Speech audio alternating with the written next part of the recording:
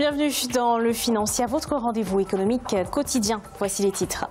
Avancée économique avec ses 675 projets prioritaires. Le plan national de développement économique et social porté par le gouvernement guinéen devrait fournir au pays les outils de sa croissance inclusive et durable. En Zambie, la dette publique a augmenté de près de 15% à la fin de l'année 2018. Une annonce faite par la ministre des Finances du pays. Une augmentation due à l'augmentation des prêts pour les projets d'infrastructure. Et en fin d'édition, nous ferons le point sur les marchés boursiers du continent.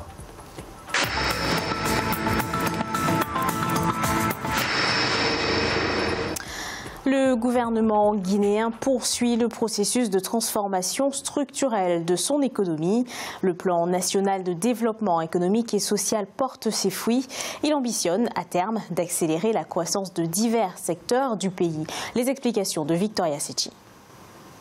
Pour la mise en œuvre du plan national de développement économique et social, PNDES, établi sur 2016-2020, le gouvernement guinéen a réussi à mobiliser 3,5 milliards de dollars. L'information a été rendue publique lundi 11 mars par Kani Diallo, ministre du Plan et du Développement économique. Les projets qui sont bancables ont fait déjà une attention particulière des partenaires techniques et financiers. Le financement de ces projets mûrs bancables sont en cours. Donc c'est en très bonne voie. Ce qu'il faut retenir, c'est qu'il y a un petit décalage entre l'annonce faite pour le financement du PNDS et la date réelle du PNDS qui est de 2016. Donc nous espérons que chaque partie mettront les bouchées doubles pour rattraper le retard. Début mars 2019, le gouvernement a lancé la campagne de vulgarisation du PNDES, l'occasion de porter à l'endroit des populations des messages clés allant dans le sens de l'appropriation du plan et de l'efficacité de sa mise en œuvre qui attend de ses partenaires 21,7 milliards de dollars de financement. Le quatrième message de cette campagne de vulgarisation est la conformité technique du PNDS à la logique de la planification, programmation, budgétisation, suivi, évaluation. Une manière de communiquer au public que le PNDS n'est pas qu'un cadre stratégique, il dispose d'un outil d'opérationnalisation qui est le Programme national d'investissement. Outil d'opérationnalisation de la vision Guinée 2040, le PNDES compte 675 projets prioritaires. Il ambitionne à terme de doper la croissance et prévoit entre autres d'accélérer le développement du secteur primaire à au moins 8,1% à l'horizon 2020.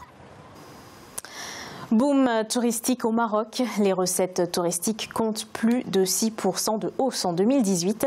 Elles ont atteint 13,6 milliards de dollars. Ces recettes proviennent principalement du tourisme récepteur. Il s'agit des touristes en visite de court séjour dans le pays. Ces recettes sont à hauteur de 9,42 milliards de dollars. Le tourisme interne a également joué un rôle important dans l'augmentation des recettes. Il s'agit des touristes marocains séjournant en dehors de leur environnement habituel. Il s'est établi à 4,25 milliards de dollars. La dette publique augmente en Zambie. Le pays a contracté 10,5 milliards de dollars de dette publique en 2018, soit une hausse de 15% par rapport à 2017. Les autorités expliquent cette augmentation par la hausse des prêts pour des projets d'infrastructure. Ange Bijono-Manéon. La dette publique zambienne a atteint 10,5 milliards de dollars à la fin de l'année 2018. Selon les autorités, cette hausse serait due à l'augmentation des décaissements concernant des prêts précédemment contractés pour des projets d'infrastructure. Ce nouveau montant de la dette représente une augmentation de près de 15% par rapport aux 8,74 milliards de dollars estimés en 2017. La question, me semble-t-il, de cet endettement, c'est sa qualité. Les dettes qui ont été contractées l'ont été pour soutenir des projets d'infrastructure. Il s'agit maintenant de faire en sorte que ces projets d'infrastructure soient conduits à leur terme. Et cela demande que les décaissements soient accélérés. C'est ce qui explique le mouvement haussier de la dette. En juin 2018, le gouvernement annonçait de nouvelles mesures d'austérité pour réduire le poids de la dette publique. Pour ce faire, les opérations de prêts en cours et les projets ayant un taux d'avancement inférieur à 80% avaient été suspendus. Il faut absolument que tous les autres paramètres de l'économie soient maîtrisés, en particulier le paramètre du déficit public, qui doit être contenu à 5,1% comme c'est prévu dans la stratégie zambienne. La deuxième chose, c'est l'inflation, qui doit ne pas dépasser les 8%. La troisième chose, c'est continuer l'assainissement du secteur minier et faire en sorte que l'audit du secteur minier apporte effectivement les recettes qui étaient attendues. La majeure partie de la dette de la Zambie est constituée de titres émis sur le marché obligataire et de prêts contractés auprès des bailleurs de fonds bilatéraux et multilatéraux. Financement de projets d'infrastructures au Libéria. La Banque pour l'investissement et le développement compte effectuer un prêt de 50 millions de dollars au pays. Une somme qui doit financer un projet routier. La construction d'une longue route de 50 km sur la côte est du pays. Le Libéria ne dispose actuellement que d'un réseau routier d'environ 12 000 km. 94% de ces routes n'ont pas de revêtement. Les zones les plus touchées sont les zones rurales, là où vit une grande partie de la population. Production de plusieurs milliers d'habitations par an. C'est l'ambition de la Côte d'Ivoire. Le pays compte faire appel à des opérateurs internationaux pour relancer son programme de logements sociaux. Il prévoyait initialement la construction de 150 000 logements, mais seuls 10 249 logements ont été achevés, soit un taux de réalisation de moins de 10%.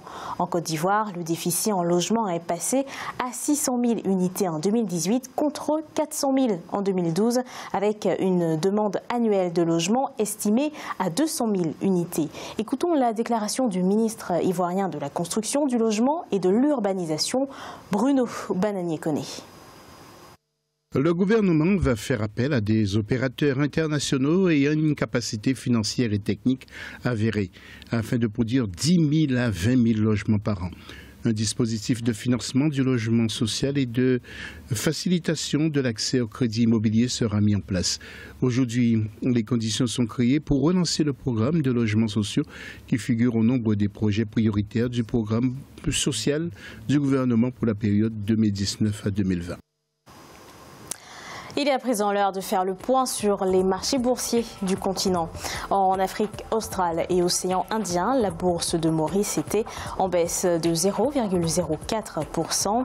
L'indice All-Shore de Johannesburg était en augmentation de 0,17%. L'indice de Nairobi enregistrait une baisse de 0,11%. Et l'indice du Botswana était stable. En Afrique de l'Ouest et centrale, la BRVM d'Abidjan était en baisse de 0,42%. L'indice nigérian perdait 1,02% et la bourse du Ghana gagnait 0,07%. Et en Afrique du Nord, la bourse de Casablanca était en baisse de 0,03%. L'indice égyptien était en hausse de 0,28% et l'indice tunisien était en baisse de 0,56%. C'est la fin de cette édition du Financiable. Merci de nous avoir suivis. On se retrouve bientôt pour un nouveau rendez-vous de l'économie.